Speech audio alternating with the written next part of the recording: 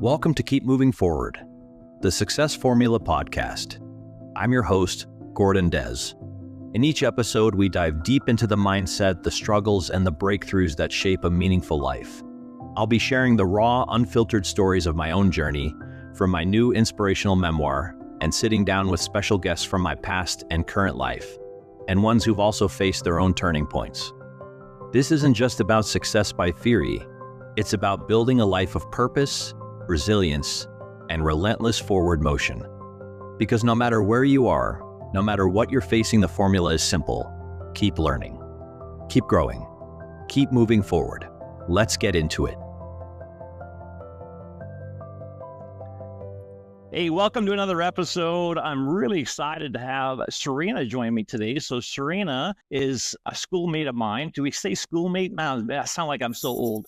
But we went to school together in HD Stafford in Langley. So you've seen a couple of my YouTube videos of Keep Moving Forward on location. If you haven't, hey, check it out. There's a whole playlist there of on location videos from my book, Keep Moving Forward, the Success Formula. And Serena and I went to school together in HD Stafford. So welcome, Serena. How are you? I'm doing well. Thank you for having me on. This is awesome. Fun. Yeah, this is a lot of fun. So as we get older, we tend to forget a lot of things that happened in the past. And you know, it's funny, I wrote this whole book and it's almost 500 pages.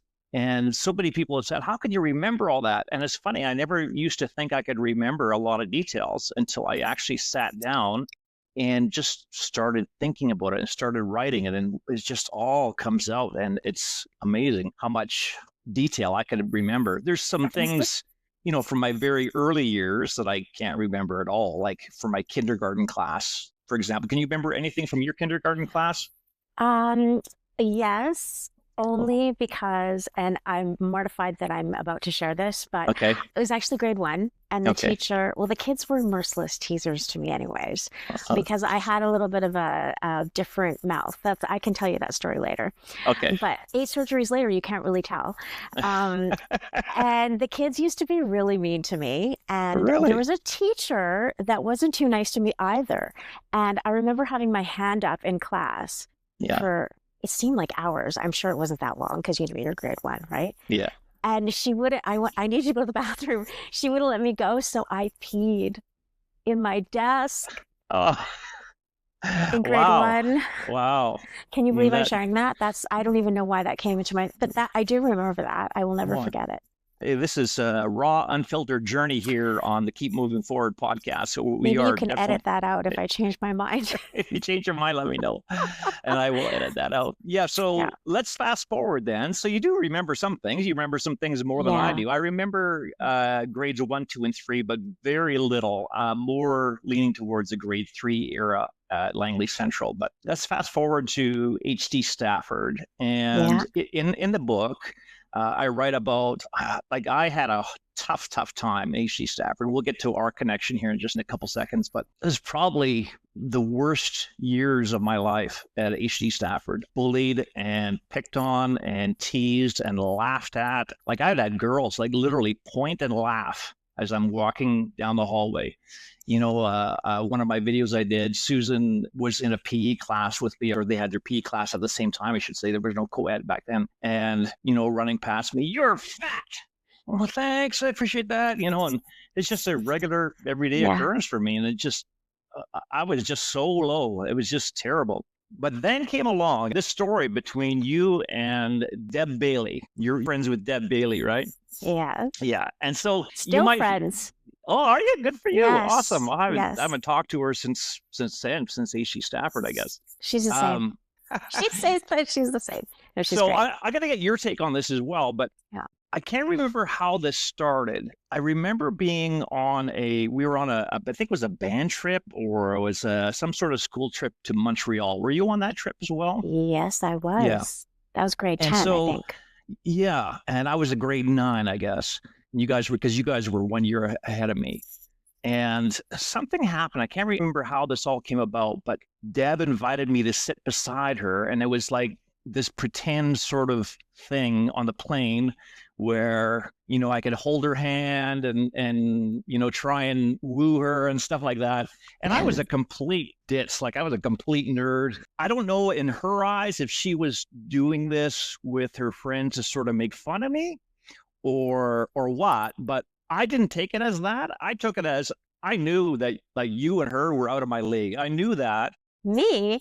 Yeah. Oh, absolutely. Absolutely. I don't know if you remember how bad I was back then, but I took it as this is a great opportunity of make believe because my life was, I'm going to say it, my life was shit. Just even if it wasn't real, just to have that connection really meant a lot to me back then.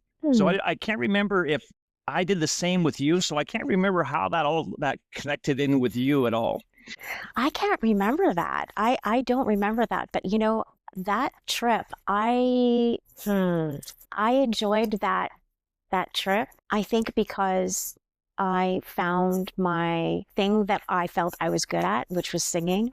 And so I really was up until grade 10 afraid to sing, even though I wanted to. Yeah. And so I think that I was sort of in my element and I was just starting, you know, Mr. Colpitz was the music director, the teacher, and he really helped me get out of my shell and he kind of encouraged me to sing. And so I was sort of riding a high and it was probably I would say grade 10 was like one of my best years because it kind of went down again in grade 11 and 12. And it doesn't mean that I wasn't bullied and made fun of and called ugly and all of those kind of things. And it's strange that you would think that I was in that because that's not how it is at all or how it was. But I mean, I don't even know if you know what happened to me when I was a baby. No. I put a plug in my mouth, like an electrical plug. What? Yeah, and it burnt my lips basically right off.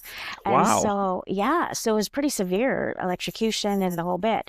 And so I obviously was pulled through, but it was mostly that there was no lip there. So they had to reconstruct. And this one surgeon was amazing, Dr. Cortamash. He's like long since retired, but he did 3 or 4 surgeries on me, probably up to grade 10, and reconstructed it. So you could tell a lot more back then, but especially when I was really young. So the kids used to be just so mean. So when you say all those things about being bullied, I understand completely. Yeah. When you have people just looking at you going, you're ugly, like you're deformed, you're, you know, and you know, at the same time, I know that there was people that were so much more unlucky than I was, like so much, you know, more disadvantaged. And, you know, sometimes I felt like, why am I complaining? I've got all this stuff going for me, but it is very difficult to feel like you're not included, that that there's something wrong with you that people can pick on. So I totally understand.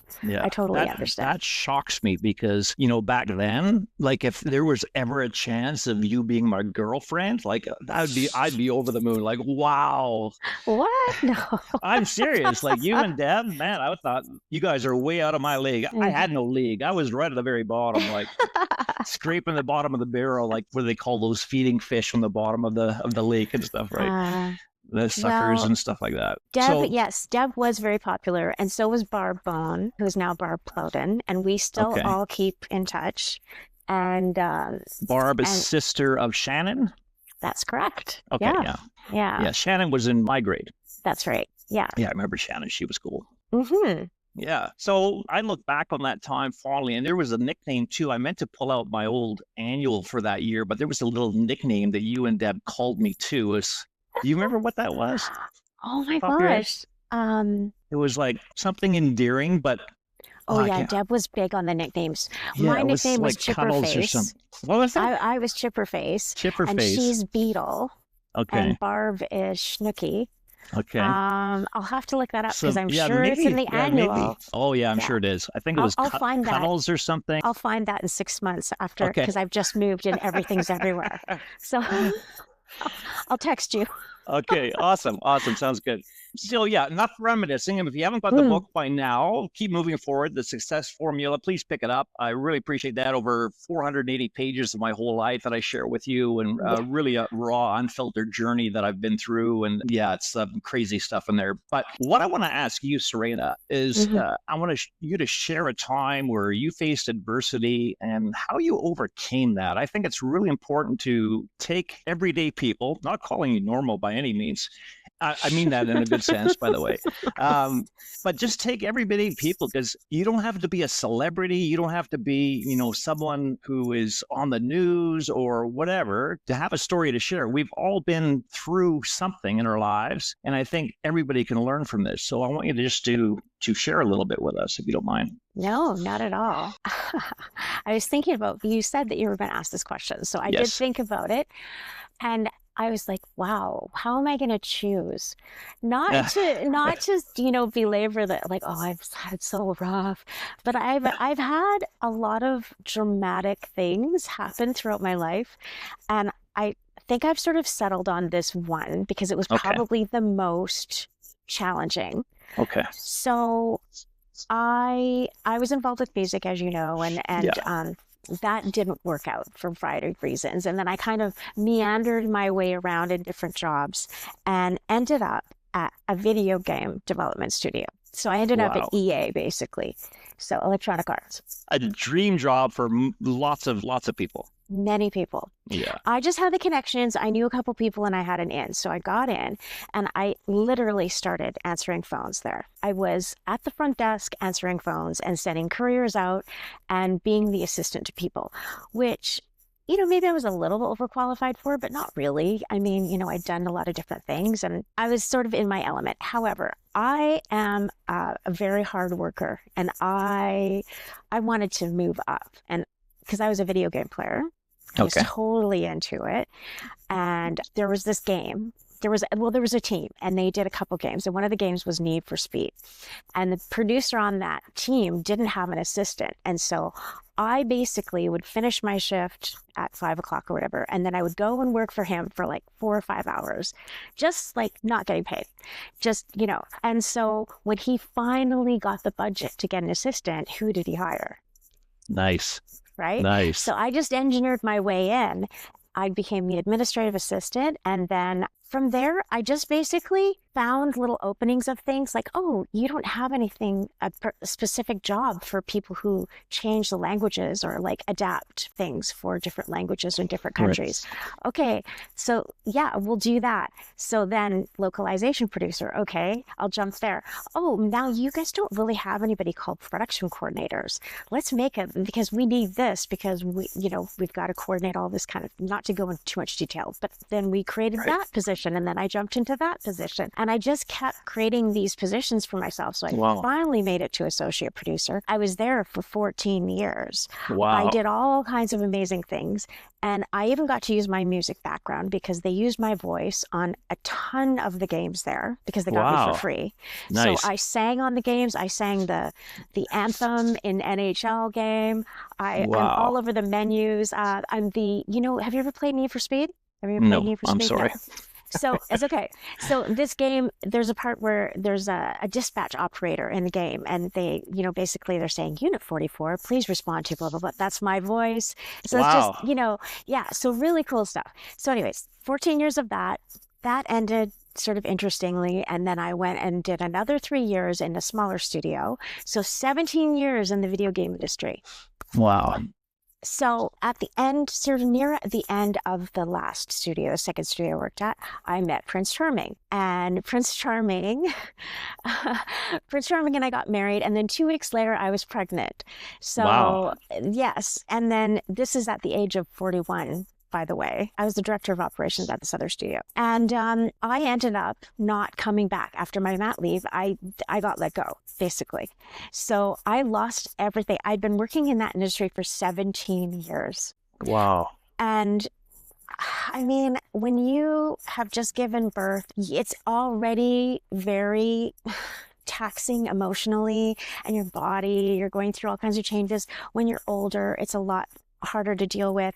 This was very challenging time for me. And then to lose that job that career that I'd had for almost 20 years, it was very challenging. And I bet.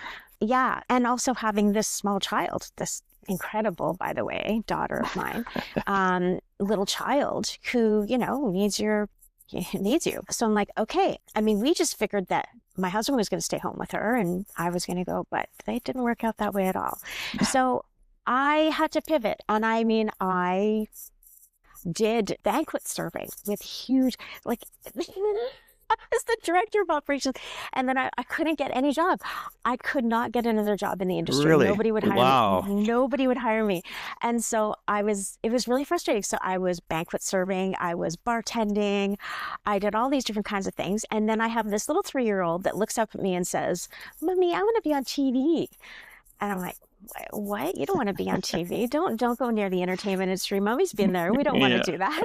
She's like, "Mommy, I want to be on TV." And she was a firecracker. So for a year, she bugged us. We relented. We're like, "Okay, you know what? You do it. We'll take you to this agent." We took her to an agent. She got signed right away. All of a sudden, she's doing all this acting stuff. And I'm like, okay, now what do I do? I have to be on set with her. So you can imagine, like, all this shifting, right? Yeah, And yeah. so what did I do? I started my own talent agency because Good I'm for you. absolutely Wow. insane. I mean, because I don't know. It was crazy. But I did that for quite a few, like maybe 5, 6, 7 years. And it was very difficult. Oh, but it was really the only thing I could do while I was on set with her. And she had a great career too. She did very well as a young actor. So yeah, that was that was very long-winded, but That's okay. No, that's very interesting. yeah. So, and it was challenging because I had to learn so much. And it's not like I went and worked for a talent agent and then eventually started my agency. I just started my own agency. Just did it. It's such a network. Everybody knows everybody else. And it's this little pod of people. And they've all been in the industry for decades. And I had made my connections, but I was really an outsider who brought in and gave chances to people who were new and that didn't have that cred yet. They didn't, they weren't being signed by agencies because they didn't have any experience. Right. And yeah, that's a whole other podcast because that experience was incredibly interesting. Not only just my agency, but dealing with my daughter and her journey through that. And by the way, she had a totally different agent. I never represented her. I never wanted to. I always kept that very separate. So she had her agent and I had my agency. So I would say that was probably the most challenging thing I've had to deal with. That's a lot of pivoting you had to do. Mm-hmm. So what was your mindset during those times when you just sort of assumed that, hey, my maternity leave is coming to an end, I'm just going to fall right back into it? And what was your mindset when you're working all these different jobs and stuff? Did you have like breakdowns? Did you think, oh, like, what the hell am I doing? Or tell me a little bit about that. I mean, I think, so a lot of people say, when I hear people that go through similar things, they say that they're losing their identity. And I understand that because when I was in video games, it was unlike any other job. And it's not that this was bad, but it was just the way it was. We worked crazy hours, like 12 to 16, sometimes 16 hours a day, always 6 to 7 days a week. We worked all the time. And Wow. we, as production staff, like basically as producers and designers, you're working right from the beginning because you're doing the concept. And then you work all the way through to the end when you're finaling and the thing goes out the door. You don't really get a break, because you're involved in all of those parts of the game from beginning to end. And so there was so many good things about it. The camaraderie of working with all the other people in the studio, the excitement and this, like, I love the stress. I am one of those kind of people who loves to be under the gun and just like throw it at me. I'm chew, because I'm kind of ADHD, so I'm all over the place anyways. So you just throw it to me. I'm like, I got it. And so I really loved that. However, when you all of a sudden are like, go, go, go, and then you have a baby and then you're dealing with that. And then it's like, oh, I'm not doing that anymore. It's such a shift in the momentum of what you do, like things like shift work. Like it's weird that you don't just have a place that you go to every day and then you basically start at the same, like, it's like, oh, well, you come in at 5 and you work till 10. Well, what if you know what I mean? Like Yeah. it was just weird. It didn't feel like I was attached to it. The shift work Right. thing was very Right. strange for me. Yeah. But you know what it was? It was just survival, I think. And when you have a little one, you're just like, oh, well, I better get my protection shit together. Yeah. Or, Yeah. people are relying on me here, like Yeah. we need to provide for this little girl. You go from being single, and when I say single, I realize it's still you and your partner, but you go from being that single person to now I'm responsible for this being, right, that I created, or that you created together, obviously. But yes, yeah, it's a big shift. And I like the word that you said there. You lost your identity, and I think that's important for people to realize that a lot of times when we're going through life, we put so much value on what we do, our role, right? Whether it's a job or housewife or husband or brother or sister, whatever. And I think it really sometimes overrules the feelings that we should be having for ourselves, and really focusing on us, not because of our label, not because of our identity that we've created in this world, but ourselves as a being and what makes us happy just from being me, right? And I think a lot of that is lost in our society nowadays. And perspective is absolutely everything. Like you go back to our story earlier about H.D. Stafford, and it's the same with society today. You walk out the door, am I dressed appropriately? I don't want people to stare at me, and everybody's out there. They're all worried about themselves. They're not even looking at you because they have the same concerns as you do, right? So same thing back in school. I looked at you and Deb as goddesses, like, wow, look at these beautiful girls that are with me and stuff like that. But when you hear about what you went through and stuff, it's just perspective, right? And then if that's so strange. Yeah, absolutely. It's true. Perspective is everything. And I found that, to me, is a very important word, because you can change so much by shifting your perspective. Yeah, it's absolutely. It's how you approach things, right? How you're dealing with it. It's so easy to kind of get dragged down. I do this all the time because I'm a bit of a drama queen, let's face it. And everything's a little larger than life and blah, And my family knows this about me. And, I would say my family are all kind of drama queens too. So we're all sort of the same. And, Thanksgiving dinner at your place must be great. It's awesome. It's awesome. There's just never a dull moment around here. Even the dog is dramatic. Even the dog is dramatic. Yeah. But yeah, it's, I think that you can get dragged down in like, oh, why is everything going wrong? Why can't I just get a break? Why is this happening to me? It's not any of those things. It's just what it is. It's just life. And if you change your perspective to be like, well, you know what? It could be worse. It could be worse. And think about all of these things that I've got going for me. That is perspective.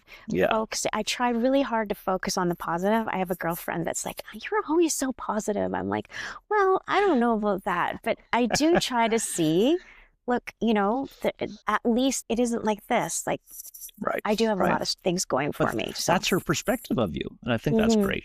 Yeah. Awesome. If you were to think about your purpose in life, like this is a really hard, I like asking people this because they stumble a little bit. But if you were to think about and give the answer to what your purpose is on this earth in this lifetime that you're living right now, what do you think that would be? Man, that is a hard question. I think about this because it's come up a couple times in DISC assessments. Have you heard about DISC assessments? Have you ever gone through a DISC assessment? No. So it is basically assessing your type of personality, and they put it into 4 quadrants, like dominant. I actually learned about this recently in sales with Harley Davidson. Yes. And so they put you in these quadrants, and basically it's like the people that are the bosses, like that's like the get it done people. And then the people that are like they're the ones that are their relationship people, and they're they're all about people, and they are, the ones that would be in the center of the room and like, hey, da da da, look at me, blah blah blah. And they're always like, talking to people, and they really like to relate, but it's all about their relationships. Like that's where they thrive, and they get energy from people. And then there's the people that are kind of in the, like, you would call them the introverts almost, and they're very sensitive. They can be very empathetic. They're not the doers. They will kind of sit back, and they can only do things on a team. Like, they don't want to be the person that does something first. They want to be in a little, like, at least with one other person before they do it. And then there's this other quadrant was like, this is the follow the rules people. Like, this is the rules, and you have to go do. Like, those analytical, the accountants, the lawyers, not necessarily lawyers, but you know what I mean. Yeah. Sorry, I kind of digress, but it's interesting because you think about, I'm sort of an SI, which is between the total, like, woo, I'm, want to get along with everybody and look at me, marketer, promoter, and then the introverted person. So I've kind of got this combination going on because I actually am quite shy, especially in a big group of people. Okay. But I'm extroverted in a lot of ways. So it's anyways, I think about this because it's like, I know that I want to help people, that it's like a lot of my kind of what I've done and where I've naturally gravitated towards is helping people, but not in a, like, I'm a nurse or I'm an emergency responder, because I would be crappy at all those things. Right. To be supportive, to be there when somebody wants to talk about, relate their story, to be somebody that can offer advice or just listen, or, just be somebody that is approachable. And somebody that is, and I just tend to be that person. But I also like to be the person who provides knowledge. So I really enjoy, like, teaching. And I used to do a little bit of this with the agency. I'd go and I'd tell people about the industry, and I'd be like, this is what you have to do, da da da da. So I don't know. It's like nurturer, teacher, psychologist, like, I think that's all kind of wrapped up in supporting people. And it's really weird when I think about that. I'm like, but I wanted to be a singer, and I wanted to be, like, on stage, and it was all about me, blah, blah, blah, when I was younger. And I'm like, no, I still wanted that. Like, what happened? But it's kind of strange how it kind of morphed into, that's been me all along. Even if I had these dreams of being up on stage, that nurturing person has always been there. So you just let more of it out, right? Yeah, it's funny how when you're younger, and I was the same way, like when you're at school, I mean, going back to grades 8 through 12, that's your whole life, right? And it consumes you because you're a kid, you don't know any different. You've been in school for 12 years solid, so it's your whole life, and everybody's opinions of you matter and all this stuff. And when you graduate, I don't know what your feeling was when you graduated, but mine was, I was just so happy to be done. Like, I was elated. I couldn't even comprehend that September rolls around, I don't have to go back. Like, there's a whole world out here, and it was completely different. And I was just so elated. And I found, although the years of torment really stunted my growth emotionally, maturity in many different ways, I don't regret it. I think it's made me a better person. It's made me a better dad for my kids. It's made me a better husband. And we were just talking about this earlier because my daughter's going through a breakup, and she's 16, and this is her first breakup and Mine's stuff like too. that. Mine's 16 too. Yeah, we're almost twins, you and I.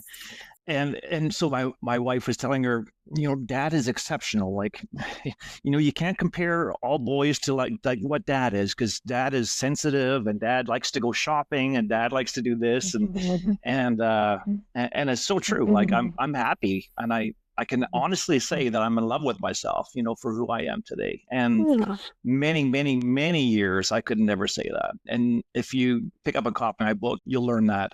And it was a tough life, but it made me who I am today. So I'm very grateful, for sure.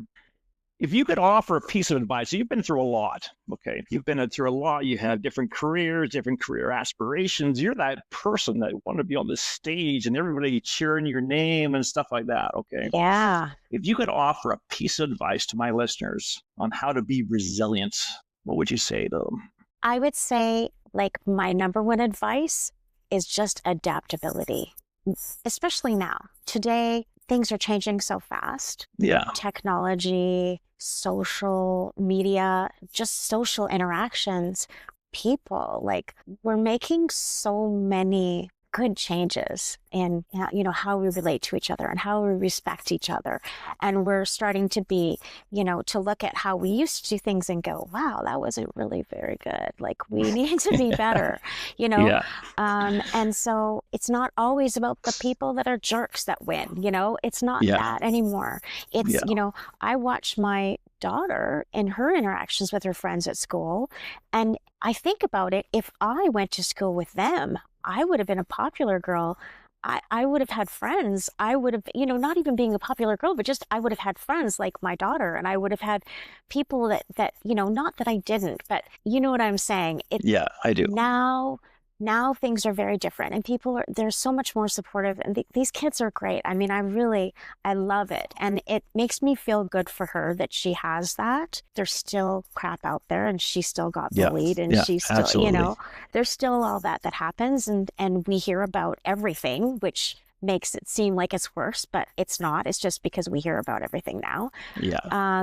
Good old social media and stuff, right? Yeah, which is so great. Like, this is great that we can do this. And I tend to have been kind of avoiding social media in the last little while after my talent agency and my daughter's film and TV experiences. I was kind of like, I need a break from this, because it got really icky for me. Right. But so I haven't been on as much lately, but I like that. I mean, it can be so supportive, and it tends to be very supportive. So, but yes, it's open-mindedness and adaptability. Adaptability, I love that. Our generation is not as good with, right?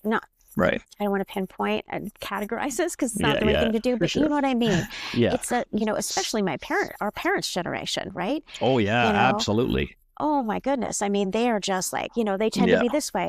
I have to say, I just have to give a shout out to my dad, because he's 82. This guy is like super open-minded and awesome. And he's really young for his age. So he's one of the few kind of exceptions, but it's not really the norm. And I see it in our generation too. People are just not, they get in there like, okay, it's time to do this. Now we have to do this. Now we have to do this. And now we're this age, so we've got to do this. And it's like, but you don't have to do any of that. Like, our kids don't. They're not in that mode. They're in like whatever, is right for us. That's what we'll do. There's no expectations, right? So open-mindedness, adaptability. I love that, because when you were talking about your time and you were being the gopher person and answering the phones and stuff, you created these opportunities by just putting yourself out there and putting in the work and putting in effort. You know who it reminded me of? You ever read the book by Les Brown called Live Your Dreams? No, I haven't. Les Brown is a motivational speaker, and that was his very first book he put out back in 1994, I believe. I talk about that book in my book because it was such a transformative time of my life because of that book, that I made so many big changes in my life. And if you haven't got that book, if you want to pick it up, I highly recommend it.